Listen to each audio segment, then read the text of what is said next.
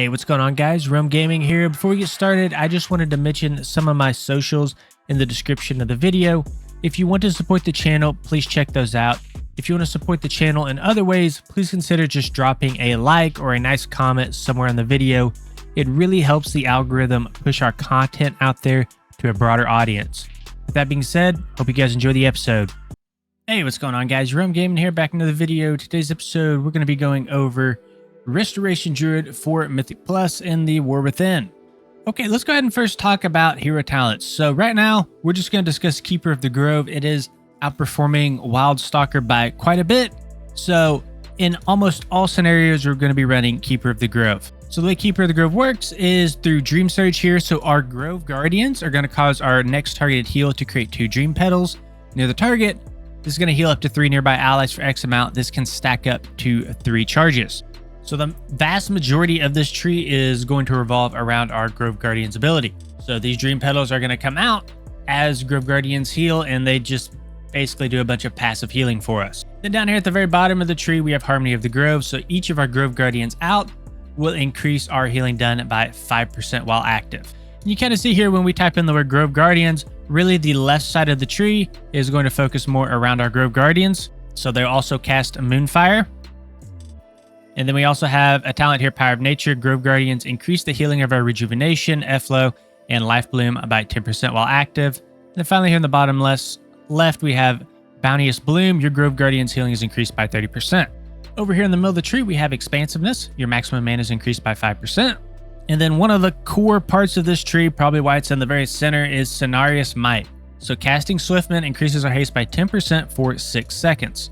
So this means Swiftman has become even more key than it has been in previous seasons. So when we cast Swiftman, we get this huge haste buff. And I do think that this will probably be nerfed later in the season as haste values go up and up with secondary stats.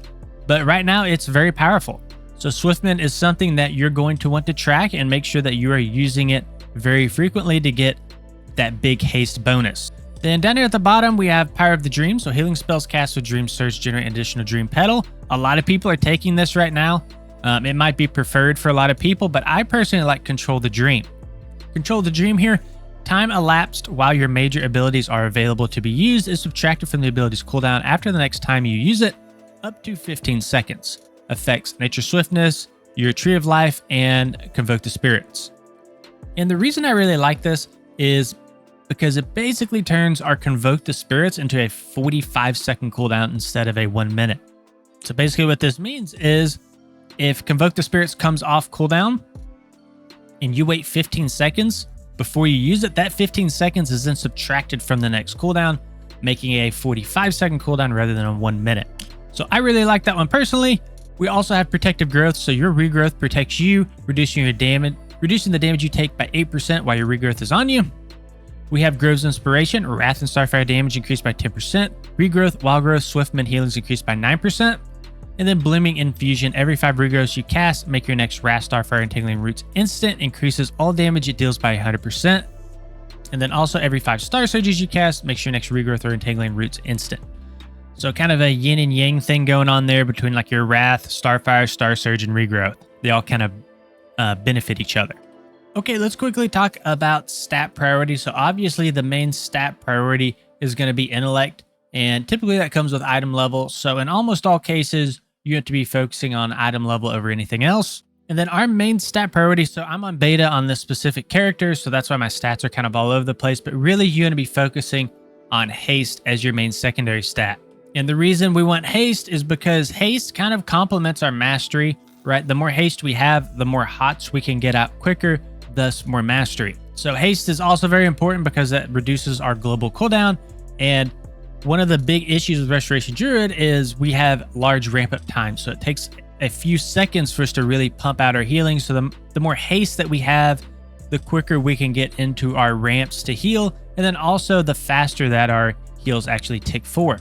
Our next secondary stat that we're going to focus on is going to be our Mastery Harmony. So your healing is increased by 7.1% for each of your heal over time effects on the target. Now, we have certain spells that grant multiple stacks of our Mastery Harmony, such as our Life Bloom if you do talent for it. I'll show you that real quick. And that's going to be through Harmonious Blooming. Life Bloom counts for 3 stacks of Mastery of Harmony. And if you pair that with Undergrowth, where we can get 2 life blooms out, that's going to give us 6 stacks of our Mastery of Harmony.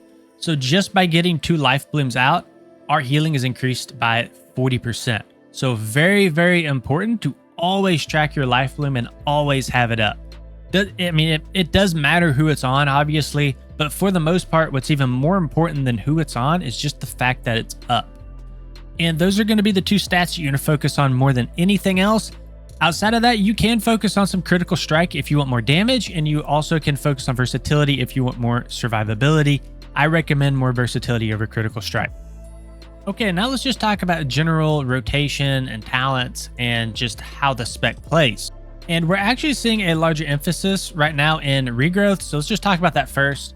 Regrowth here is going to heal a target and has a 40% increased chance for a critical effect if the target's already affected by regrowth. And the reason for that is due to a talent that we're taking here, improved regrowth.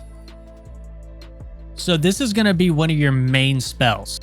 And regrowth has seen a lot of buffs recently, so it's really making its way in as a very core spell for us now. So that's one of the things that we're kind of seeing in this iteration of Resto Druid is our heal over time effects aren't healing for quite as much as they have previously. And we're really relying on Swiftman and regrowth to help push up those health bars a little bit more. Up next, I want to talk about Efflorescence here. So Efflorescence, if you're not familiar with it, it's this green circle you put on the ground. And when your allies stand in it, they get a whole bunch of healing. This is probably your main priority spell, probably even more so than something like regrowth, because we have so much healing that comes through it. We have our Spring Blossoms talent here, and Spring Blossoms is going to put a heal over time effect on anybody standing in your Efflorescence. So not only are you getting healing from Spring Blossoms, you're also getting a stack of your mastery. So if you get 5 people standing in this, you get 5 stacks of your mastery. So very, very important spell. And then it's also very important due to a talent called Verdancy here. When Life Bloom blooms, up to 3 targets within your Efflorescence are healed for 63,000. So very core talent. You want to make sure you always have that down. Try to keep it on the tank and some melee players, and then you should be standing in it yourself. The next key spell we have here is going to be Life Bloom. Let me pull it up real quick. And we already talked about how Life Bloom will grant you so many stacks of our Mastery of Harmony. So this is something that you do want to be keeping up at all times. Now, if you read here, if Life Bloom expires, there is healing that will go out. You don't have to let Life Bloom expire all the way. You can refresh it within a few seconds before it expires, and it will actually still bloom. So a very core heal over time effect. And again, you're going to make sure you have this up pretty much at all times. And then we also have Wild Growth here. This is going to be one of your main AoE heals. Has a cast time. It's on a 10-second cooldown. And basically you just press it and it's going to heal up your group. So the healing on this will start out very high and this will kind of decline over time. Then we also have the Iconic Rejuvenation that will heal a target over 12 seconds. I don't really recommend using Rejuvenation hardly ever. The only time I'd recommend using Rejuvenation is if everybody is at full health, you know there's a whole bunch of damage that's about to come out. You can kind of prep some of your healing, get a whole bunch of mastery stacks through Rejuvenation, spread it out on your party to kind of ramp your healing to cover the burst damage that's about to come out. Outside of that, I probably wouldn't be using Rejuvenation too much. It just uses up too many globals and it just doesn't heal for that much. Then just a couple more talents here that I want to talk about. We also have Swiftman on a 15-second recharge. And what this does is you'll put a heal over time effect on a target and then you can consume it with the Swiftman. So just to show you really quick, I'd cast a regrowth on myself. I'm using Voodoo. It puts a red dot up here, but you can set that up however you want in your own unit frames. And then you press Swiftman and it will consume the heal over time effect and it will do some burst healing. And if we remember from earlier, we have Cenarius Might from our hero talent. So this is where the core strength of Swiftman's coming in, is that haste that we're getting from it. So Swiftman is something that you want to be rotating through very frequently. You want to make sure you're keeping that 10% haste buff up. And we also have Grove Guardians here, which is going to be one of your major cooldowns. Are on a 20-second recharge and you get 3 charges of them. And the way that I like to use them is I like to just always have one up. It's on a pretty short cooldown. You get 3 charges, 20-second recharge. So I just try to have one up as often as I can to kind of help me spot heal. You can also, of course, save these for burst phases if you know a bunch of damage is going to be coming out.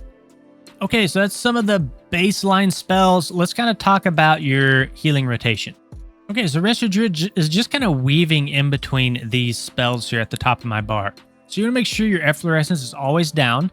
You want to make sure you're getting out 2 life blooms, one on yourself, one on another party member. And then you want to make sure you're keeping Wild Growth up at all times. And then while all those are up, then you can kind of spot heal with Regrowth. And then you also want to make sure that you are staying on top of your Swiftmend charges, right? We're getting all that haste from Swiftmend, so we want to make sure that that's always staying active. Then on top of all that, you want to make sure that you are using your Cenarian Word on cooldown, preferably on yourself or on the tank. And then you also want to make sure you have a Grove Guardian up at all times. They increase our healing. They help us spot heal. They just give us a lot of just sort of raw stats. So the hardest part about playing Resto Druid is just making sure you're staying on top of your life blooms and just make sure that you're keeping everything up. As heal over time effects fall off, you want to make sure you're instantly getting them back up. And the reason for that is because there's just so much ramp time involved with Restoration Druid. A lot of the times you can't afford to be 4 or 5 globals behind. You have to just keep things rolling, keep the hots ticking. So we will actually cover how to track our heal over time effects in the weak aura section. There's a weak aura that we can download that really helps with all that. Highly recommend to get some of those weak auras if you are playing Resto Druid. They really do help. And I don't see how you could play Resto Druid without some of those weak auras. So you can go ahead and check out that section if you want. For now, I'm just going to go over the damage rotation. Okay, so for the damage rotation, I'm going to make this very simple. This is how I play Restoration Druid. You don't have to play Resto Druid like this. You really don't.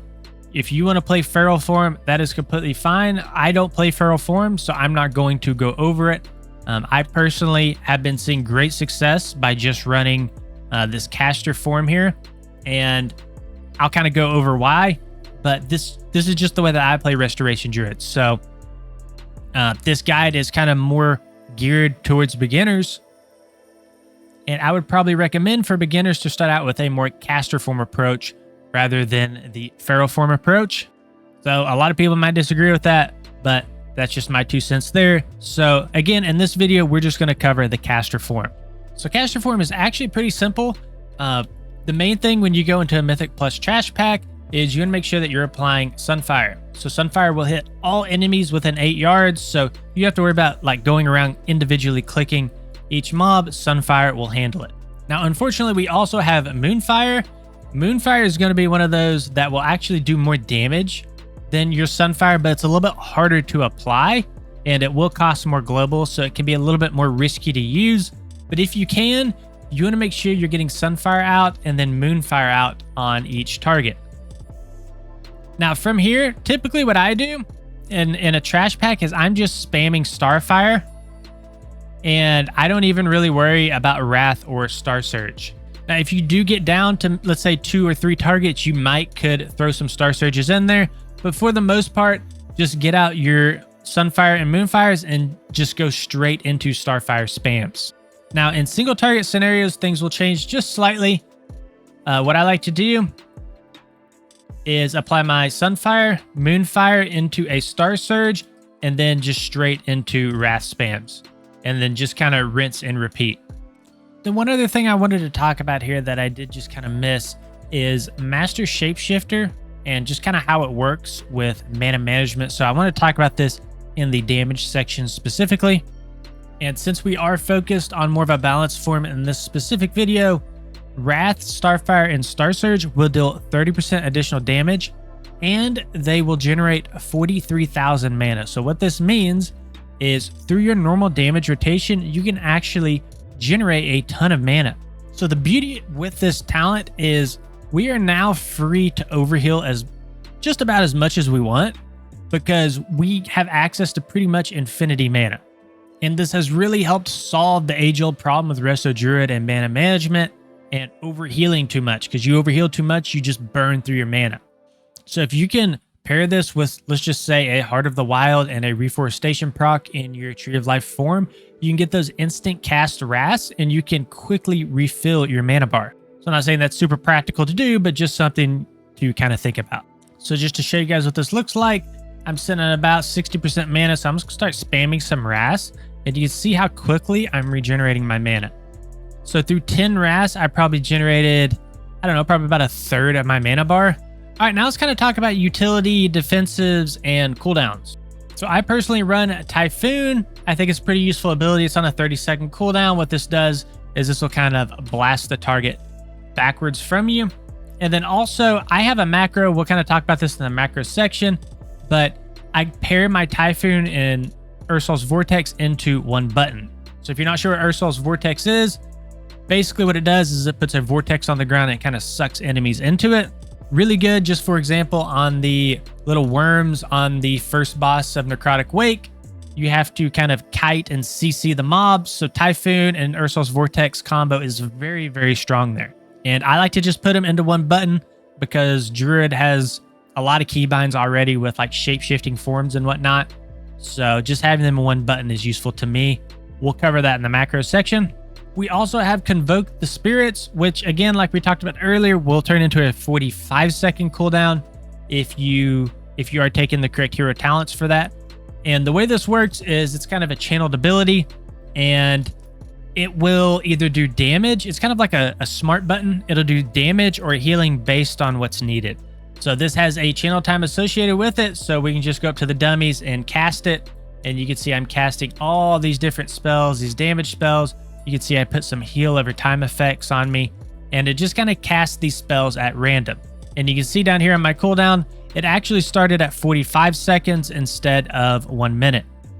So in my opinion, this is probably one of the strongest oh crap buttons in the game, because this can take an entire party from 20% health to max health with full hots, and this can get you into a ramp very quickly. So some people do use this offensively, and you can do that. I'm not saying that's a bad thing, but just starting out, I would probably save this button, be a little bit more defensive with it, and use it to kind of save the group rather than to do damage with it. And then a lot of people run Nature Swiftness. I don't personally. That next regrowth, that instant cast regrowth is very powerful through Nature Swiftness, but I take that point and I put it into improved regrowth to get that increased critical strike from it. Since regrowth is probably my top healing spell in dungeons, I want to try to beef that up as much as possible. So that's why I put a point into improved regrowth. We also have Iron Bark here. This is something that you can put up on yourself from the tank. It's just going to reduce the damage you take by 20% for 12 seconds. We also have Bark Skin here on a 1 minute cooldown, reducing all damage that you take by 20%. So this is a personal. This is not something that you can put on somebody else.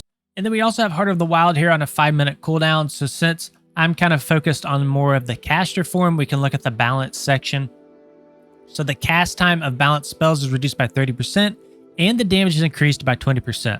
So a lot of the times what you can do is through our Reforestation talent, every 3 cast of Swiftmans will put us into Tree of Life. So what you can do is get into Tree of Life, pop Heart of the Wild, and you can spam Wrath into your target for a ton of damage. So let's quickly take a look at that. So I'm going to regrowth Swiftman, regrowth Swiftman.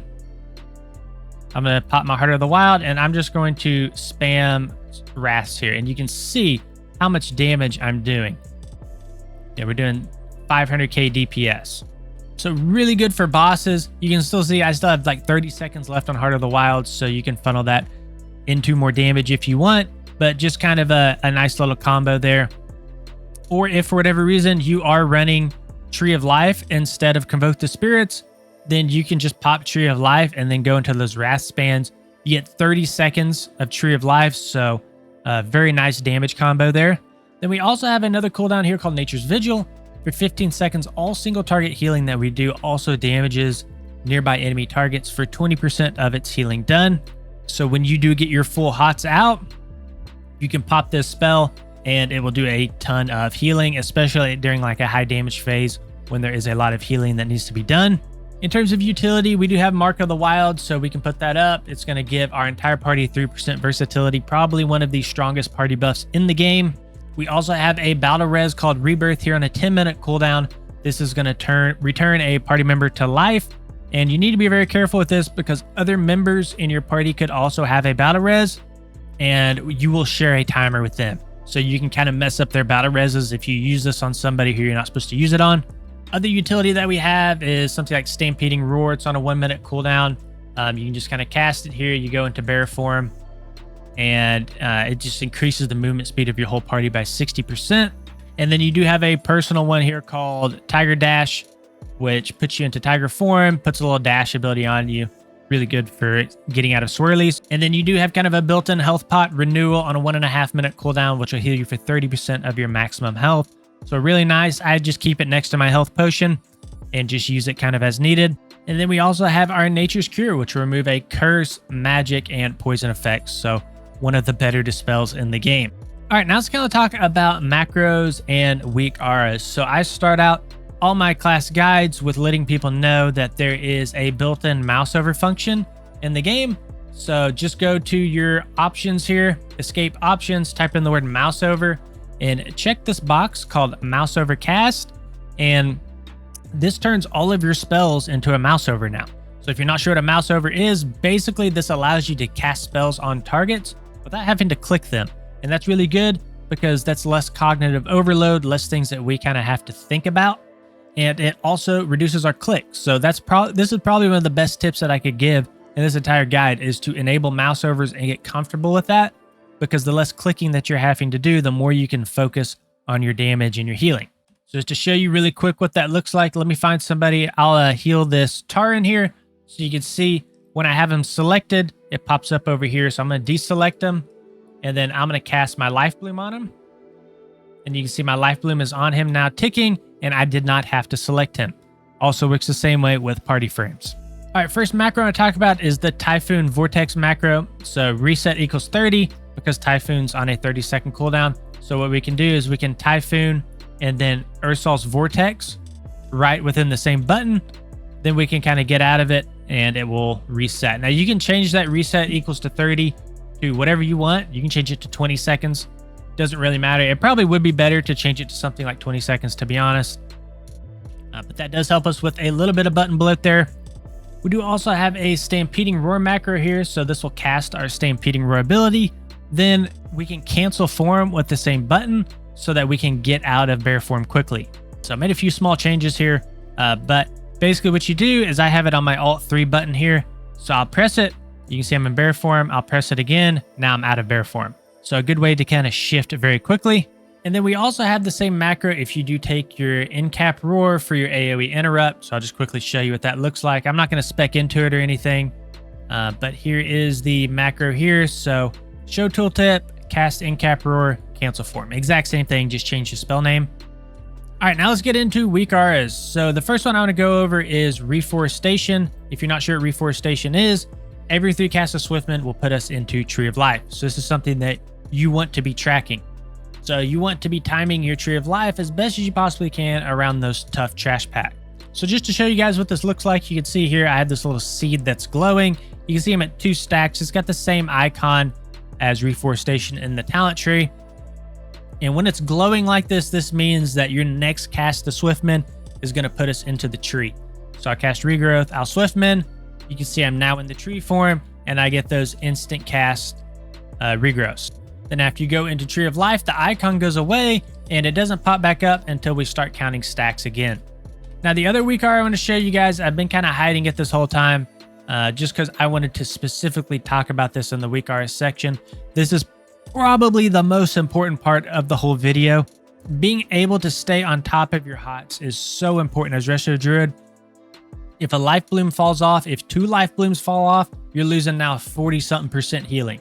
So it's just something that you have to stay on top of, and this weak aura really helps you track that. Okay, so I have it enabled here now, and basically this is like almost like a queue system. And basically until you remove that spell from the queue, it's always going to stay up by your cursor. Now this is really good because this tells you when heal over time effects fall off, they go back into the queue here. Now we are in beta at the moment, so this weak aura is slightly bugged with beta for whatever reason, but it 95% works. So let me just drop my Efflorescence here just to kind of show you how this works. So this is saying, hey, you need to drop Efflorescence. It's not on the ground. So when I put it on the ground, now Efflorescence is off the queue. So this means I don't have to worry about it anymore. So same thing with Wild Growth. It's saying, hey, cast Wild Growth. It's off cooldown, ready to go. So I'm going to cast it. It goes away from the queue. And then finally, you can see we also have it here for Swiftmen. So when I use Swiftmen, now that goes away. And you can see we just had our Soul of Harvest pop up as well. So that means we can use our Soul of the Forest. And that means we can get a beefed up Rejuve or Regrowth. So in a weird way, this is kind of telling you your rotation. So it's almost like a little mini game that you're playing where you're trying to remove all the icons from your cursor.